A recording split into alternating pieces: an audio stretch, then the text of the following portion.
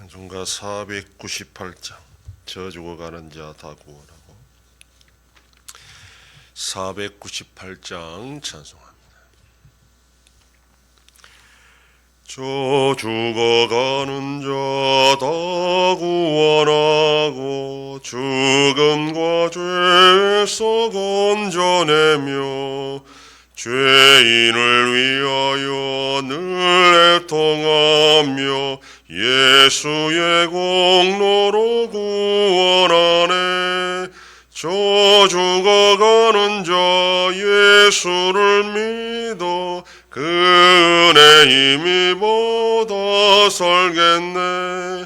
주 믿지 않는 자 불쌍히 여겨 참 회개할 때를 기다리네.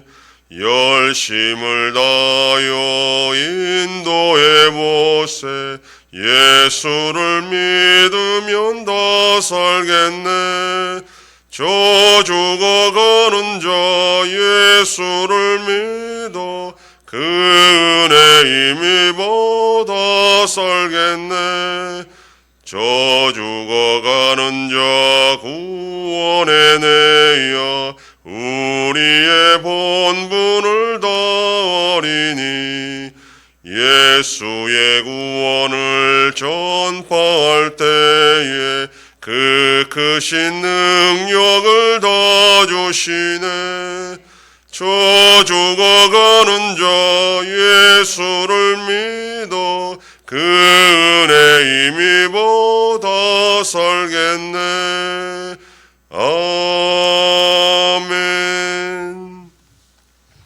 전능하사 천지를 만드신 하나님 아버지를 내가 믿사오며 그 외아들 우리 주 예수 그리스도를 믿사오니 이는 성령으로 잉태하사 동정녀 마리아에게 나시고 본디오 빌라도에게 고난을 받으사 십자가에 못 박혀 죽으시고 장사한 지 사흘 만에 죽은 자 가운데서 다시 살아나시며 하늘에 오르사 전능하신 하나님 우편에 앉아 계시다가 저리로서 산자와 죽은 자를 심판하러 오시리라.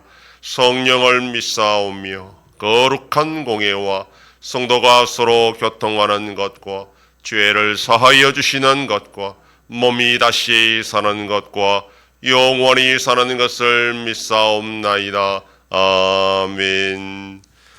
하나님 말씀 요한복음 14장 1절에서 3절까지의 말씀입니다. 신약성경 171페이지.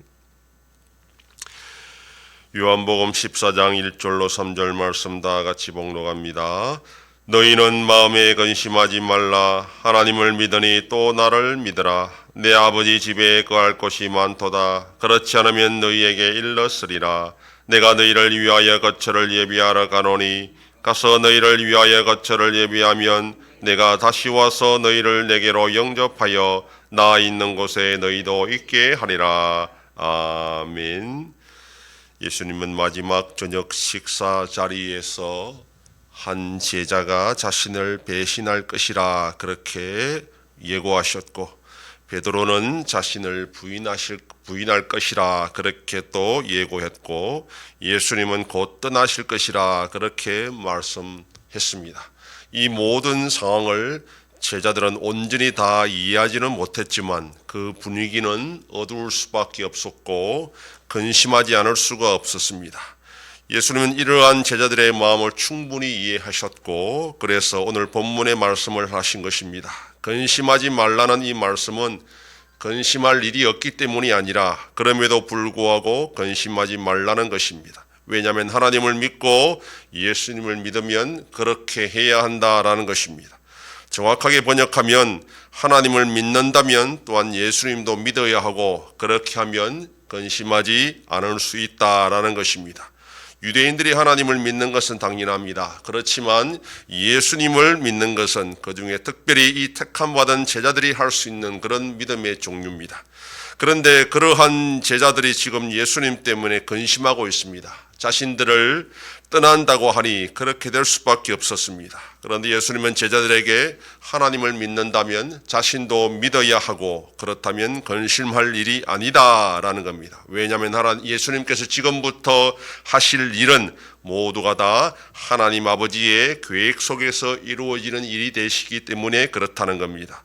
예수님이 제자들을 떠나는 것은 그들을 버리는 것이 아니라라고 지금 말씀합니다. 예수님께서는 제자들보다 먼저 아버지 집에 가셔서 제자들과 함께 거처할 것을 마련하기 위한 것이라고 말씀합니다. 그리고 다시 와서 그 제자들을 영접할 것이다, 맞이할 것이다, 데리고 갈 것이다, 그렇게 말씀합니다. 예수님께서 제자들을 위해서 거처를 마련하신다는 것과 다시 와서 제자들을 영접한다는 이 말씀은 다양한 해석이 있습니다. 또한 종말론과 연결되는 내용이기도 합니다. 그렇지만 그 당시 제자들에게 있어서 중요한 것은 예수님이 자신들을 버리고 떠나는 것이 아니라 다시 오신다는 것이고 다시 제자들을 영접할 것이다. 여기에 중요한 포인트가 있었습니다. 제자들은 모든 것을 버리고 예수님께 인생을 걸었던 자들입니다. 그런데 그 예수님이 자신을 버리고 떠난다고 하니 근심하지 않을 수가 없었습니다.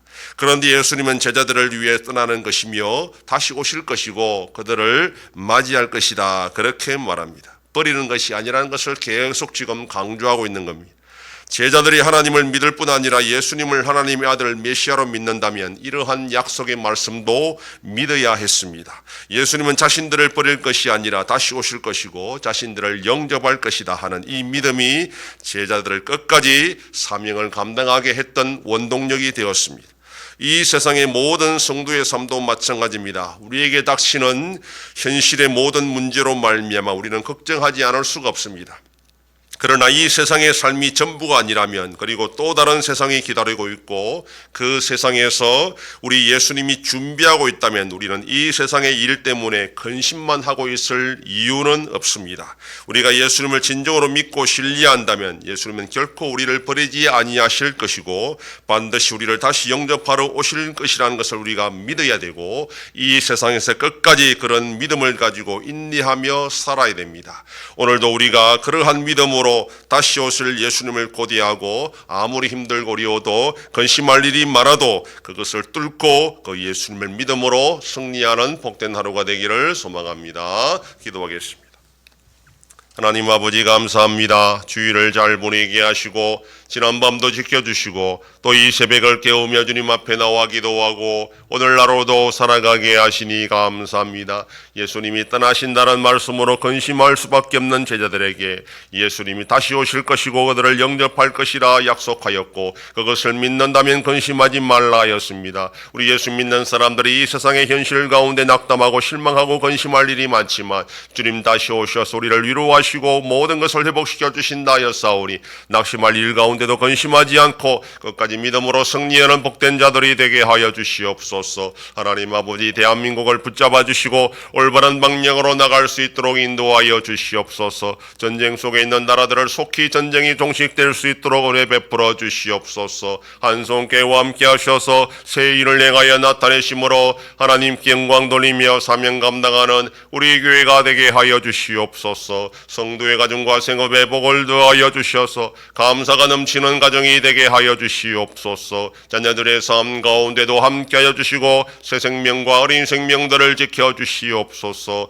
연로하신 어르신들 붙잡아 주시며 병중에 있는 성도들을 불쌍히 여기사 치료하여 주시고 회복시켜 주시옵소서. 이 새벽에도 주님께 기도하는 종들을 기억하시고 간절히 구하고 빌 때마다 들으시고 속히 응답하여 주시옵소서. 감사드리며 예수님 이름으로 기도드립니다. 아멘.